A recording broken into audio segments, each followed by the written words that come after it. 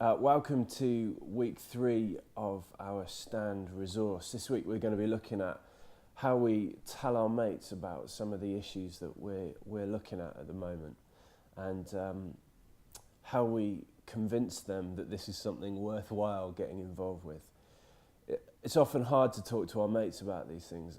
I know it is for me, that they seem like these massive issues that don't really affect our lives massively. They're somewhere over there, somewhere outside of our world, outside of our zone. But one of the things that we're told we've got to do is tell people about what's happening. I remember talking to my mum and dad about the fact that there was slavery happening today, about the fact that there are 27 million or 30 million or 31 million people who are trapped in slavery right here, right now.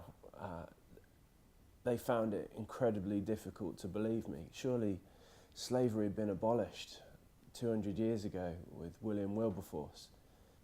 We talk about these massive issues of poverty and slavery and how one can lead to the other, and it's difficult for people to comprehend that that stuff is really happening in this world. We need to be people who are a voice to the voiceless. There are millions of people, literally millions of people, who desperately need us to speak up on their behalf. And I think that people would get passionate, they would get excited about changing the world if only they knew they could. And that's part of why we speak up, to say to someone, you're really powerful and that you have a voice that is going to be heard. And so we want to talk to our mates about these issues. There's this great passage in John 2 where Jesus goes into the temple and starts flipping the tables and starts hitting people with the whips and scaring people out. And it seems like a funny passage. It's not really the man meek and mild that we know Jesus to be.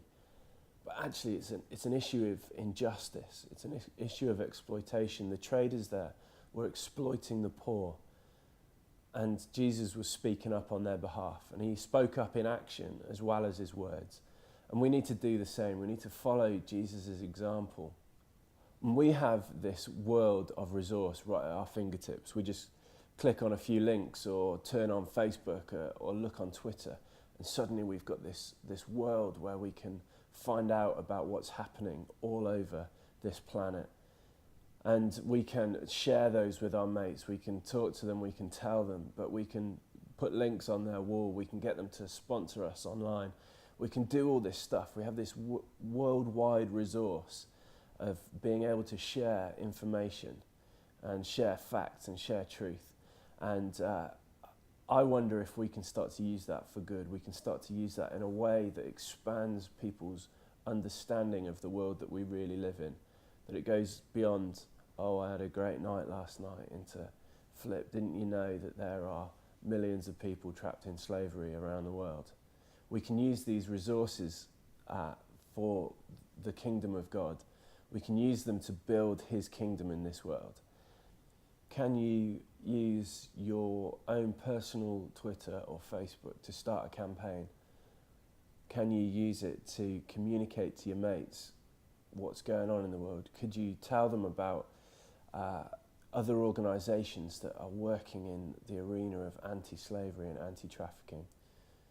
Can you use your network of friends to communicate about these things?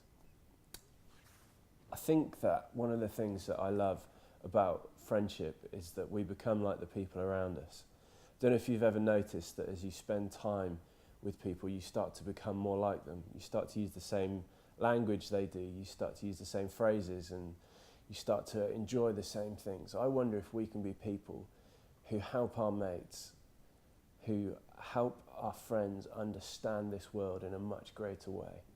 I wonder if we can be the really good influence on our group of friends to help them engage and get involved in stopping some of the things, some of the injustices we see happening in this world.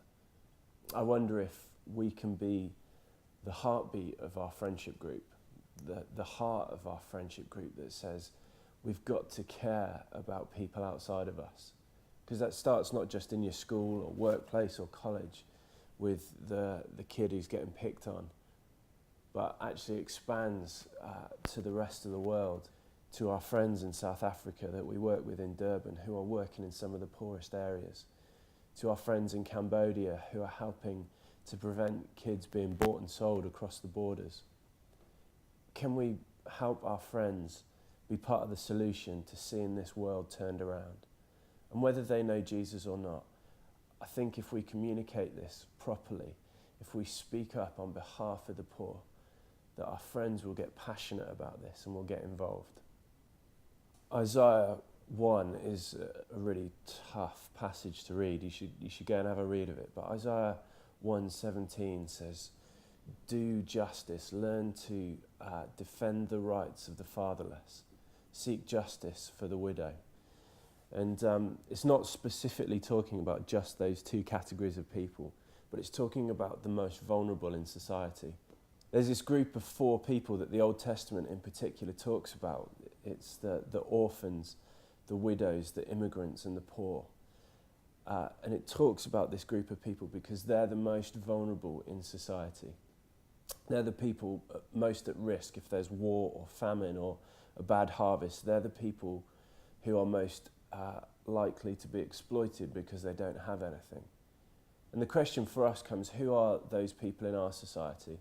Who are those people in our street, in our neighbourhood, in our community? But who are those people in our global village that we can be part of defending? How do we defend the rights of the most vulnerable in our society? Part of it is speaking up to defend them. Part of it is speaking up in action like Jesus did, but part of it is just letting people know that they're there and that we can do something to change their lives. We have a responsibility to the people who are made in the image of God, just like me and you, purely because they're made in the image of God. God cares about them in the same way that he cares about us. And we're called to be people who speak up on their behalf, who act upon their behalf, who defend the rights of the fatherless and speak up on behalf of the widow, who give the homeless guy down the street a meal, who go to governments and who raise money to help prevent slavery. And so how can you get involved? How can I get involved in this stuff? How can we speak up? How can we speak to our friends and get them involved? We need to do it. We need everyone involved in this. This isn't an issue that I can solve, that you can solve, that a few of us can solve on our own. We need everybody involved in this fight. We need everybody to do their bit. And whether they follow Jesus or not, I believe that people will care passionately about this. And when they do, maybe they'll get a glimpse of the heart of God and start to ask questions about who this Jesus is. So go and tell your mates. Go and let them know. Go and speak up on behalf of the poor to your school and to your friends and your family and your church. Find the people who don't know about this and make sure they know. Because together, you, me and them, we can change the world.